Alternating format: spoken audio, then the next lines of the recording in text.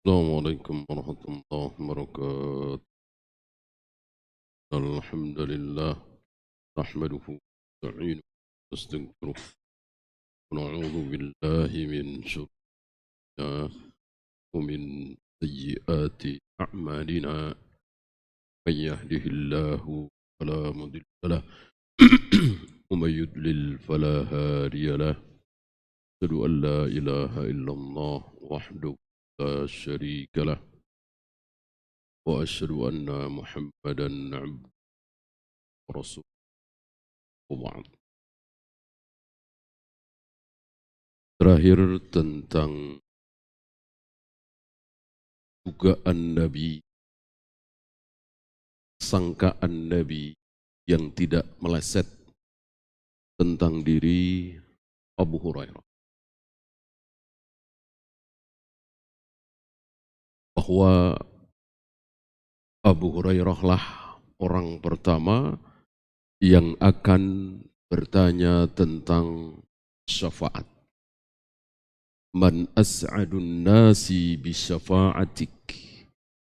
Siapa manusia yang paling beruntung, berbahagia, berhak mendapatkan syafaatmu ya Rasul? Nabi sudah menduga bahwa Abu Hurairah lah yang pertama kali akan menanyakan tentang hal ini. Lalu Nabi mengatakan, lima ra'aitu min hirsika 'alal hadis. Karena aku melihat engkau begitu tamak rakus terhadap hadis. Di riwayat lain, tamak rakus terhadap ilmu. Berarti ilmu itu apa? Ya hadis. Yang sebelumnya sudah kita bahas bahwa ilmu adalah ayat. Ilmu adalah hadis. Adakah di luar itu? Tidak ada. Tidak ada. Nah, itulah yang dikumpulkan oleh para sahabat, yang dipraktekkan oleh para sahabat. Maka ilmu adalah qala Allah wa qala Rasul ala fahmi sahabah. Adakah di luar itu? Tidak ada. Bukan ilmu. Ya. Bukan ilmu. Ketika tidak dikenal oleh para sahabat, jelas tidak dikenal oleh para sahabat, berarti tidak ada di ayat, tidak ada di hadis. Kalau ada di ayat, ada di hadis, tentu dikenal oleh para sahabat. Sesuatu yang tidak dikenal oleh para sahabat bukan ilmu. Ya. Bukan ilmu, ya otomatis bukan dalil. Walaupun disepakati oleh jutaan kaum muslimin. Seperti contoh mudah, di hari Idul Fitri, Idul Adha, mereka mengucapkan minal aizin wal faizin, kullu amin wa antum bi khair. Ini mendunia, terutama di negeri kita. Apakah ini ilmu, ini dalil? Nanti dulu. Para sahabat kenal apa tidak? Ternyata yang dikenal oleh para sahabat bukan minal aizin wal faizin, tapi taqabbalallahu minna wa minkum. Maka tidak boleh disejajarkan antara taqabbalallahu minna wa minkum dengan minal aizin wal faizin, dengan dalih sama-sama tidak diajarkan oleh Nabi, sama-sama berisi tentang doa kebaikan, sama-sama tidak keluar dari lisan Nabi alaihi salatu wassalam. Tidak bisa. Apa yang dilakukan oleh para sahabat tidak bisa dibandingkan dengan apa yang tidak dikenal oleh para sahabat. Ya. Kemudian beliau membawa satu riwayat. Ini masih dari Syekh Salim, belum dari Imam Nawawi. Naddarallahu 'abdan. Allah akan membuat wajah seseorang berseri-seri, akan membuat perangainya bagus, enak dilihat. Siapa? Sami'a maqalati. orang yang mendengar ucapanku, berarti hadis, mendengar sabda-sabda Nabi, langsung dari Nabi, atau lewat para sahabat, atau lewat para tabi'in, atau lewat para atba'ut tabi'in, atau lewat para a'immah ahlul hadis, Bukhari, Muslim, Abu Daud, Nasai, Tirmidzi seperti kita ini. Kita tidak mendengar hadis langsung dari Nabi, dari sahabat, dari tabi'in, tapi langsung dari Bukhari, Muslim, Abu Daud, Nasai, Tirmidzi, itu pun secara mu'allaq. Ya kan? Secara mu'allaq. Artinya kita tidak punya sanad sampai ke Bukhari. Kita tidak punya sanad sampai ke Muslim. Kita tidak punya sanad sampai ke Abu Daud. Adapun Bukhari, Muslim, Abu Daud dan lain-lain punya sanad sampai kepada Nabi alaihi salatu wassalam. Ini bukan mu'allaq. Ya. Adapun kaum muslimin setelah Bukhari, Muslim, Abu Daud, Nasai dan lain-lain itu meriwayatkan hadis secara mu'allaq. Qala al-Bukhari, qala Muslim, qala Abu Daud. Padahal tidak bertemu dengan Abu Daud, tidak bertemu dengan Bukhari, Muslim dan lain-lain. Sama. Dinyatakan oleh Nabi mendengar ucapanku. Tsumma ballaghaha ghairahu. Lalu dia sampaikan kepada yang lain. Sampaikan kepada temannya, sampaikan kepada muridnya, sampaikan kepada jamaahnya, sampaikan kepada keluarganya. Ya. Bahkan kadang-kadang sampaikan kepada gurunya. Gurunya, ini luar biasa ilmu ya. Ada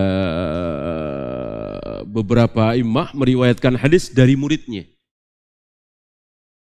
Ya. Imam Bukhari pernah meriwayatkan hadis dari muridnya, bahkan dari Muslim. Jelas muridnya. Karena begitulah ilmu. Ya.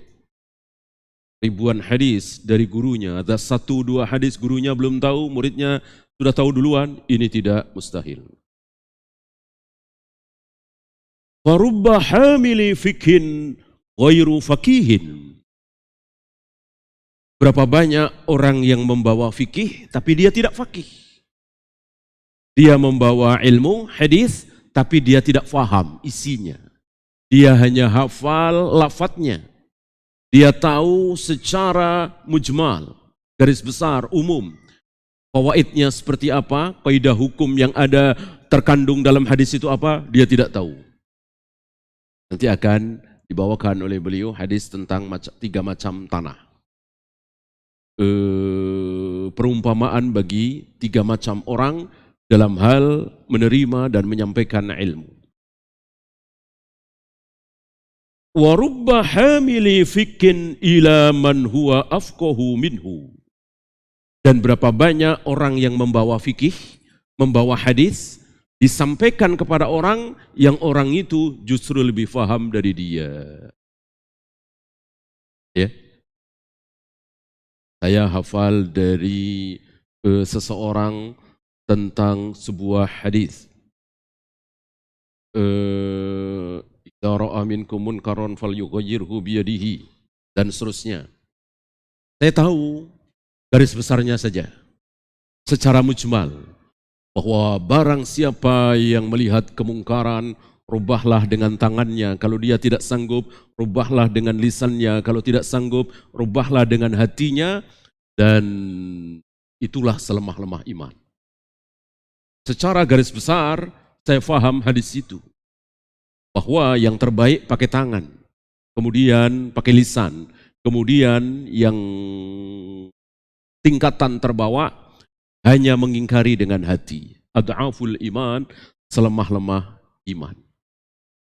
Ya, sampai di situ saya tidak faham lebih dari itu.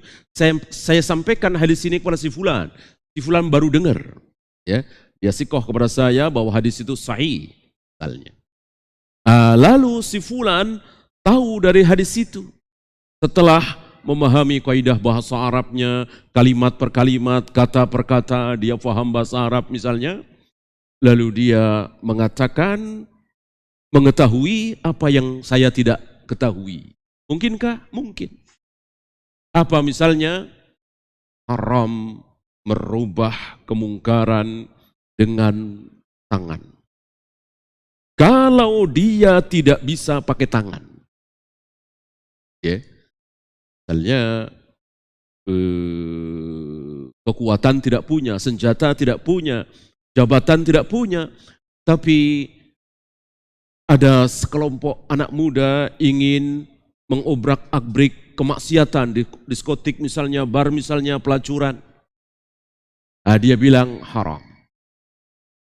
Haram. Ya, kenapa? Nah, lihat. Ya. Wa illam yastati, kalau dia tidak mampu merubah dengan tangan, rubahlah dengan lisan saja. Jangan pakai tangan, kan begitu.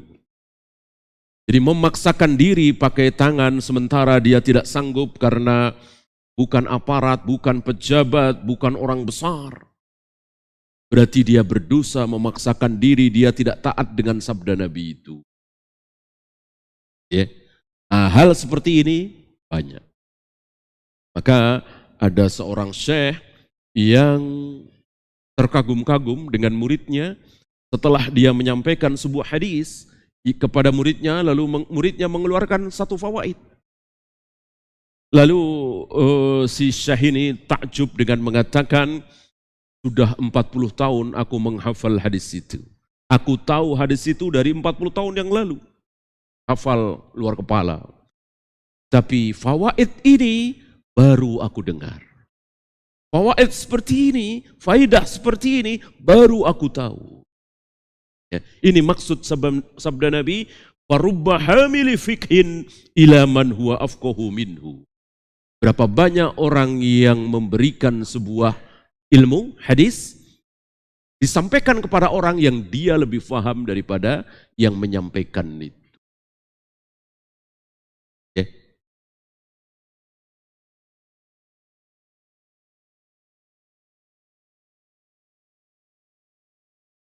Mungkinkah seorang tabi'in dalam sebuah permasalahan lebih paham dari seorang sahabat? Mungkin, untuk orang per orang. Dalam sebuah permasalahan mandi junub misalnya, seorang atba'ut tabi'in lebih paham dari Ibnu Umar. Yang jelas Ibnu Umar salah mengatakan bagi wanita yang mandi junub, maka harus basah seluruh rambutnya. Ini sebuah kesalahan. Mungkinkah? Ya mungkin sekali. Dan sudah kita bahas kemarin kan, dalam hal puasa 6 hari di bulan Syawal, kita lebih paham daripada Imam Malik. Dalam masalah wali nikah bagi wanita, kita lebih faham daripada Abu Hanifah, Imam Hanafi. Dalam masalah menikahi wanita ahlul kitab, kita lebih faham daripada Ibnu Mas'ud. Karena Ibnu Mas'ud keliru dalam memahami. Ya, beliau mengatakan mana yang lebih musyrik dari wanita yang mengatakan bahwa Isa anak Allah. Musyrik kan? Padahal Nabi mengatakan wala tankihul musyrikat. Jangan kalian menikahi wanita-wanita musyrik. Wanita yang mengatakan bahwa Isa Yesus anak Allah, jelas ini syirik luar biasa. Berarti kita tidak boleh nikahi dia. Begitu pemahaman beliau. Ya. Ini dikomentari oleh Ibnu Abbas dengan kalimat yang sopan, zillatul alim. Ketergelinciran seorang alim. Ibnu Abbas merasa tidak ada apa-apanya dibanding dengan Ibnu Mas'ud. Ya, tidak merasa selevel dengan Ibnu Mas'ud. Maka beliau mengucapkan zillatul alim. Ini ketergelinciran seorang alim, bahwa Ibnu Mas'ud alim, jauh lebih alim daripada dirinya. Tapi dalam hal ini Ibnu Mas'ud keliru. Karena seorang laki-laki muslim boleh menikahi wanita ahlul kitab, wanita Yahudi dan Nasrani.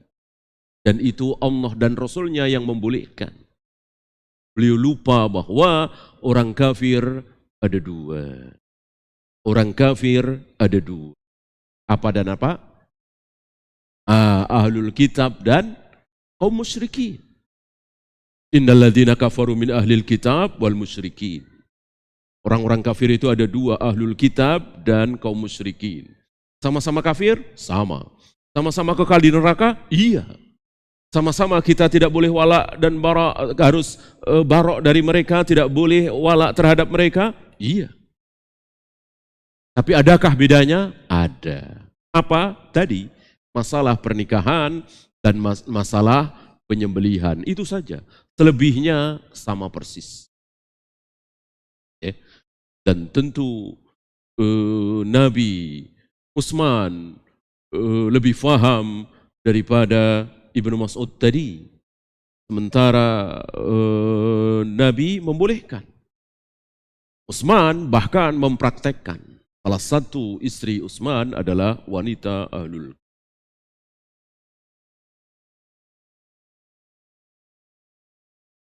Fasammal haditsa fiqhan mutlaqan wa ilman. Di sini beliau menamakan hadis dengan fikih secara mutlak.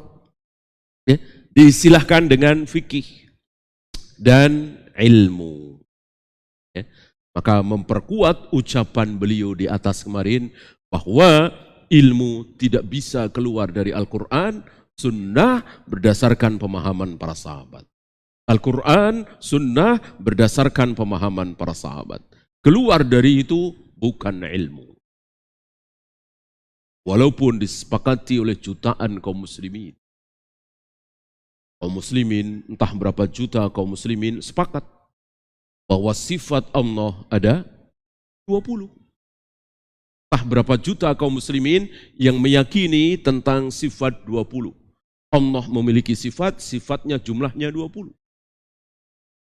Apakah ini dalil, ini ilmu? Tidak. Kenapa?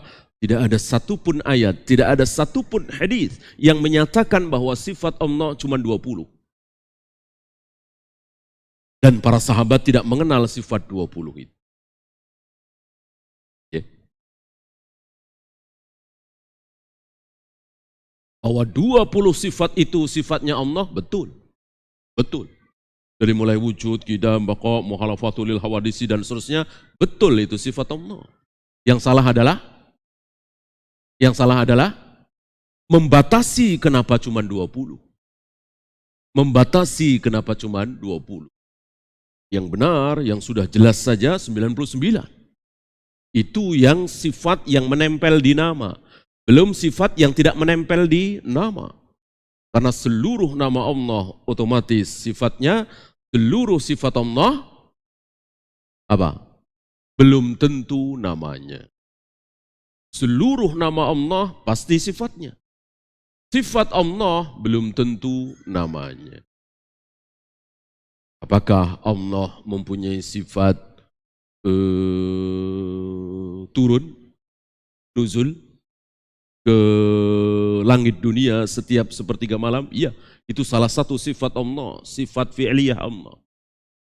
Apakah dengan demikian otomatis Allah memiliki nama An-Nazil, zat yang maha turun? Tidak. Tidak ada Allah memiliki nama An-Nazil. Di ayat, di hadis tidak ada An-Nazil. Yang ada Ar-Rahman, Ar-Rahim, Al-Malik, Al-Qudus, As-Salam, Al-Muhaimin dan seterusnya. Tidak ada An-Nazil. Padahal sifat Allah adalah nazil, nuzul, turun.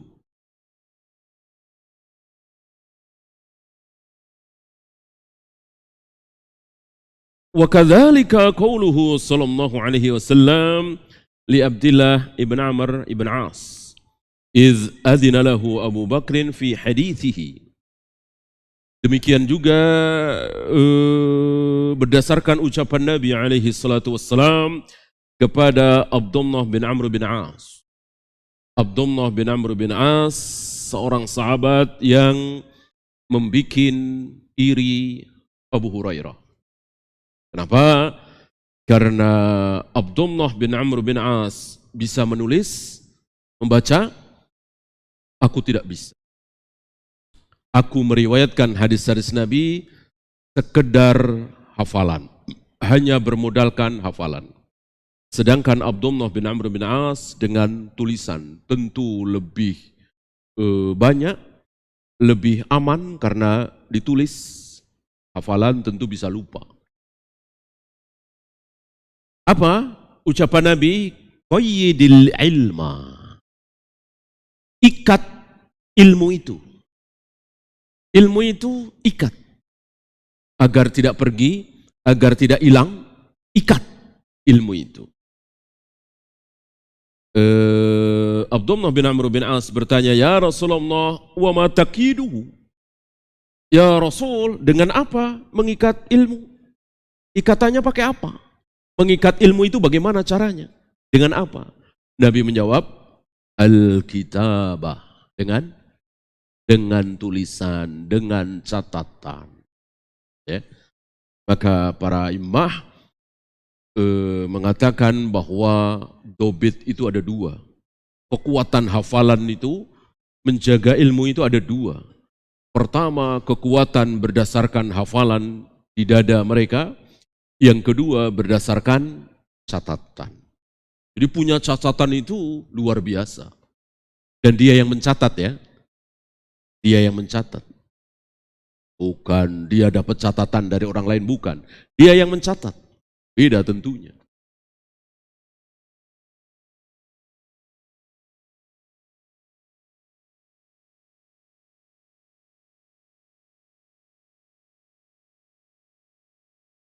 Oleh karena itu ada catatan kepada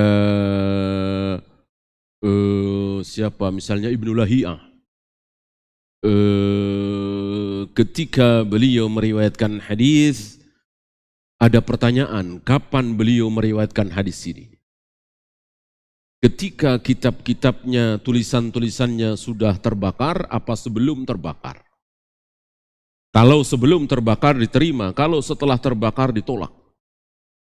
Ya, karena beliau mendapatkan musibah besar bahwa seluruh tulisan-tulisan beliau hilang terbakar. Ya, dan begitulah luar biasa seluk-beluk para ulama dalam mengumpulkan hadis, mencari hadis, luar biasa. Ya.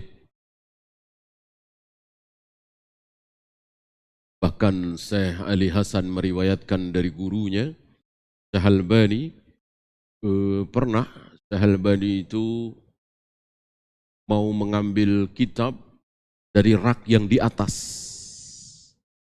Tidak sampai. Maka beliau mencari tangga. Lalu beliau naik tangga, lalu sambil membuka kitab itu. Berdiri di atas tangga itu. Dihitung berapa lama beliau berdiri di tangga itu sambil membaca kitab itu. Pernah dengar antum berapa menit? 5 jam. 5 jam beliau berdiri di tangga itu. Ya, sambil membaca kitab. Luar biasa para imam kita dalam mempelajari hadis-hadis Nabi. Memilah mana yang sahih, mana yang dhaif.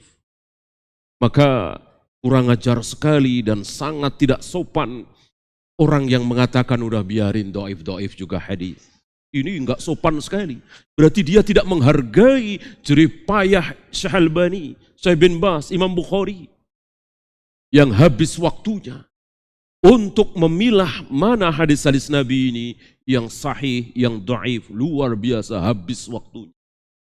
Seolah tidak ada waktu buat leha-leha seperti kita. Ya, tidak seperti kita ngaji paling sejam, 1,5 jam, ngobrolnya, makannya, ya bisa 3 jam. Ya, ngajinya paling 1 jam, paling 1,5.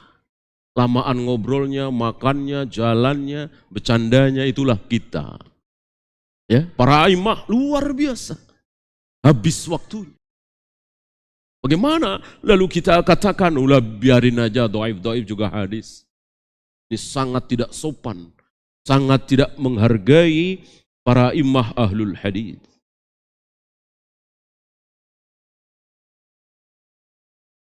Fa'atlaqa ala hadithihi ismal fi'li liman tadabbarahu wa fahimahu. Maka beliau mengistilahkan hadisnya itu dengan istilah, dengan nama ilmu. Ya. Jadi memang hadis, ayat itulah ilmu yang sesungguhnya.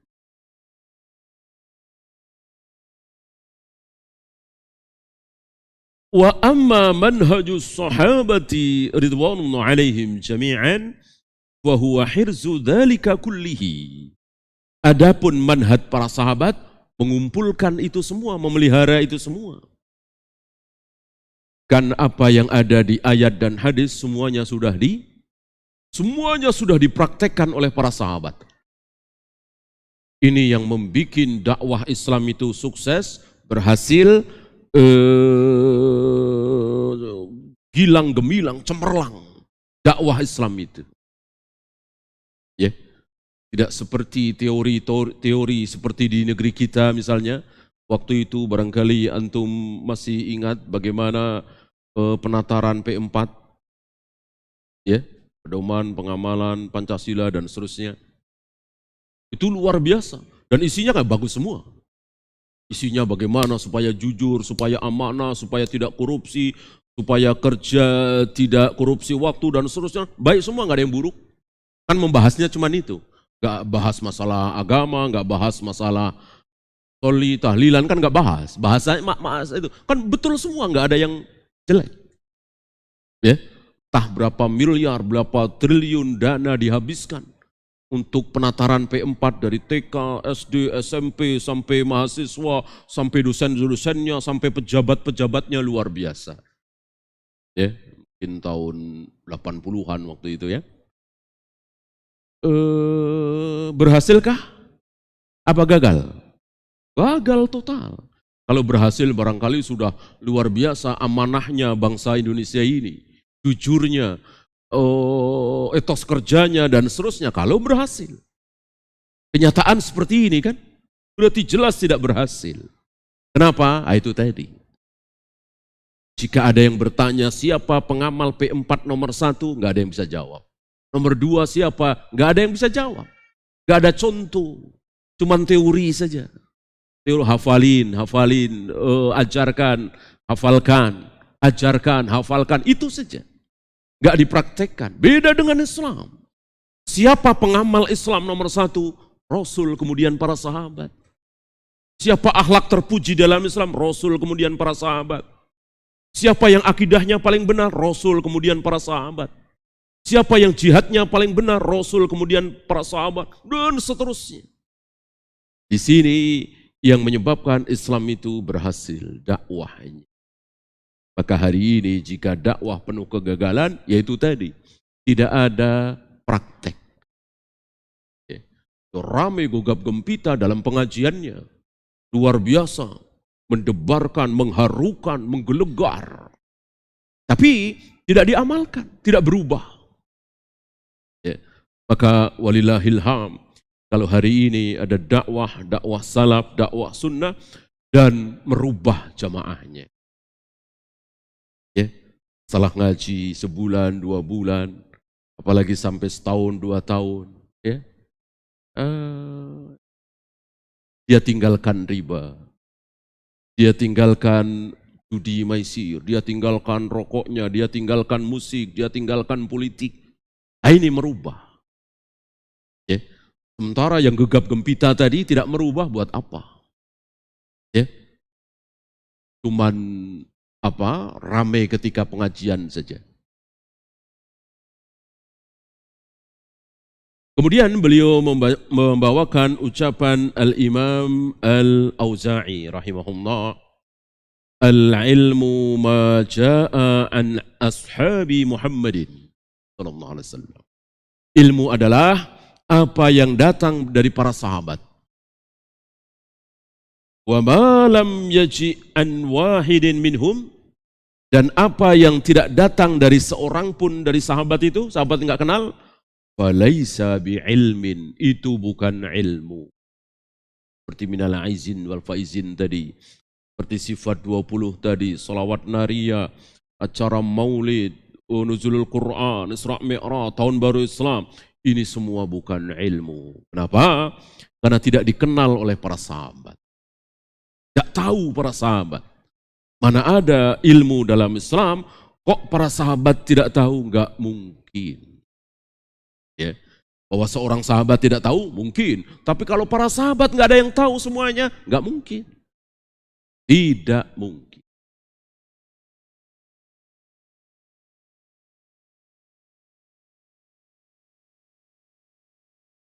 Wa jama'a ba'du ahlil ilmi syattata dhalik. Sebagian ulama mengumpulkan kaidah ini dengan nizam bait yang ditulis oleh mereka. Al-ilmu qala Allah, qala rasuluhu, qala sahabah. Ilmu adalah apa yang diucapkan oleh Allah, apa yang diucapkan oleh Rasulullah, dan apa yang diucapkan oleh para sahabat. Laisa bitamwih. Tidak ada rekayasa, tidak ada kamuflase, tidak ada bohong, dusta. Karena semua berdasarkan sanad yang sahih. Mal ilmu nasbuka lil khilaf samahatan. Bukan ilmu kalau memberikan tasamuh, memberikan toleransi bainar rasul wa bainar ra'yu faqihin. Antara ucapan Nabi dengan pendapat seorang faqih, bukan ilmu. Ya. Rasul memang bilang begitu. Tapi kita hargai juga dong. Ini kan ucapan Imam, tahu sabda Nabi itu. Nah, ya kan? Memang Nabi mengatakan man nakaha bi ghairi waliyin wa syahidai adlin. Barang siapa yang nikah tanpa wali dan tanpa dua saksi yang adil, fanikahuha batilun, fanikahuha batilun, fanikahuha batil. Maka nikahnya batal, nikahnya batal, nikahnya batal. Jelas sabda Nabi ini. Lalu dibandingkan dengan ro'yunya Abu Hanifah tadi. Disandingkan, ditasamuhkan dengan pendapat Abu Hanifah tadi yang mengatakan sah nikah walaupun tidak ada wali. Dengan mengatakan tadi, iya itu betul sabda Nabi, tapi mosok Abu Hanifah salah, mosok Imam Hanafi tidak faham, mosok beliau tidak tahu sabda Nabi tadi. Nah ini bukan ilmu. Kalau ilmu, salah ya salah, keliru ya keliru. Jangankan Abu Hanifah, Abu Bakar dan Umar saja salah ya salah. Bahkan membuat Ibnu Abbas marah sampai mengatakan, aku khawatir kalian akan dihujani batu dari langit. Kenapa? Qultu qala Allah wa qala Rasul.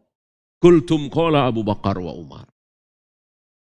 Aku sampaikan ini dalam masalah haji tamattu, aku sampaikan ini kata Allah, ini kata Rasulullah. Tapi kalian jawab, ini kata Abu Bakar, ini kata Umar. Marah beliau sampai mengatakan, jangan-jangan kalian akan dihujani batu dari langit. Berarti haram membandingkan, menyandingkan ucapan Nabi dengan ucapan siapapun, imam sebesar apapun. Ya, jadi buang-buang saja. Bahkan kata Imam Syafi'i, lemparkan ke tembok. Untuk menghinakan pendapat beliau sendiri ketika bertentangan dengan sabda Nabi yang sah. Lemparkan ke tembok.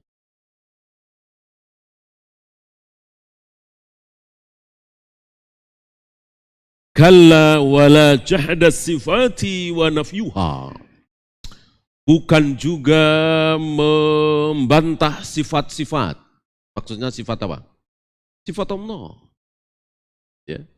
Maksudnya jangan pernah membantah sifat Allah yang ada di mana? Yang ada di Al-Quran dan Sunnah. Sifat-sifat Allah ada di mana kalau bukan di Al-Quran dan Sunnah? Sifat-sifat Allah adanya hanya di Al-Quran dan Sunnah. Allah menciptakan Adam dengan kedua tangannya, Allah akan menggulung langit dengan tangan kanannya, Allah akan menghentikan geraman jahanam dengan telapak kakinya, Allah membolak-balikkan hati manusia dengan dua jarinya, dan seterusnya dan seterusnya. Ini hanya ada di Al-Quran dan Sunnah, jangan dibantah. Allah turun ke langit dunia setiap sepertiga malam. Allah tertawa melihat dua orang yang berbunuh-bunuhan, dua-duanya akhirnya masuk surga. Ini semua ada di Al-Quran dan Sunnah, jangan dibantah dan jangan ditiadakan. Sebagaimana Rasul dan para sahabat tidak membantahnya, tidak meniadakannya.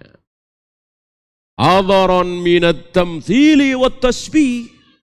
Agar apa? agar kita tidak terjatuh dalam tamtsil. Apa tamtsil? Penyerupaan. Penyerupaan yang dimaksud adalah keluar dari Al-Quran dan Sunnah. Kalau mengikuti Al-Quran dan Sunnah, tentu tidak menyerupakan. Karena siapapun yang mengatakan bahwa Allah menciptakan Adam dengan kedua tangannya, tentu tidak boleh terbayang oleh kita bahwa Allah menciptakan Adam dengan ini dua. Tidak boleh. Cukup kata tangan.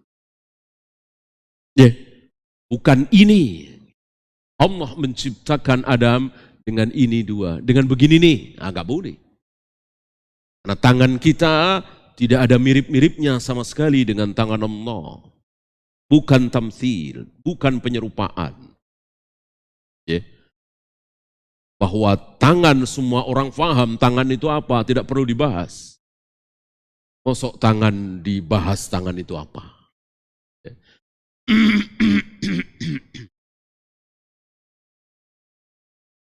Wat tashbih sama tamsil, tasbih penyerupaan. Wa huwa yantadhimu masailal imani wal halali wal harami wal akhlaqi was suluki wa fadailil a'mal. Ini mencakup semuanya. Masalah keimanan, masalah halal haram, masalah akhlak, masalah suluk, masalah fadilah amal, semuanya tidak boleh keluar dari Al-Quran dan Sunnah. Semuanya mengikuti Rasul dan para sahabat. Tidak seperti saudara-saudara kita di negeri kita ini yang terkena syubhat mengatakan kalau masalah fikih ikuti Imam Syafi'i. Kalau masalah akidah ikuti Imam Abu Hasan Al-Asy'ari. Kalau masalah tasawuf mengikuti Imam Ghazali. Jika ini sudah terpenuhi, itulah Ahlus Sunnah wal Jamaah, kata mereka. Di Ahlus Sunnah wal Jamaah, versi negeri kita ini tadi, akidahnya mengikuti Abu Hasan Al-Asy'ari, fikihnya mengikuti Imam Syafi'i, tasawufnya mengikuti Imam Ghazali. Berarti para sahabat, para tabi'in, atba'ud tabi'in, bukan Ahlus Sunnah. Karena mereka tidak kenal dengan Abu Hasan Al-Asy'ari. Mereka tidak kenal dengan Imam Ghazali. Sahabat tabi'in tidak kenal dengan Imam Syafi'i. Belum lahir kan? Dan ini sekaligus penghinaan terhadap Imam Syafi'i. Walaupun mereka tidak mengucapkan, tetapi secara otomatis, lisanul hal, seolah mereka mengatakan akidah Imam Syafi'i bermasalah. Akidah Imam Syafi'i keliru. Akidah Imam Syafi'i tidak sempurna. Maka mengikuti Imam Syafi'i jangan masalah akidah, tapi masalah fikih. Masalah akidah mengikuti Abu Hasan Al-Asy'ari. Ini kan penghinaan. Padahal akidahnya Imam Syafi'i luar biasa. Sama dengan akidahnya Rasul dan para sahabat. Wallahu a'lam. Ya, itu saja. Kita akhiri. Subhanakallahumma bihamdika asyhadu an la ilaha illa anta astaghfiruka wa atubu ilaik. Assalamualaikum warahmatullahi wabarakatuh.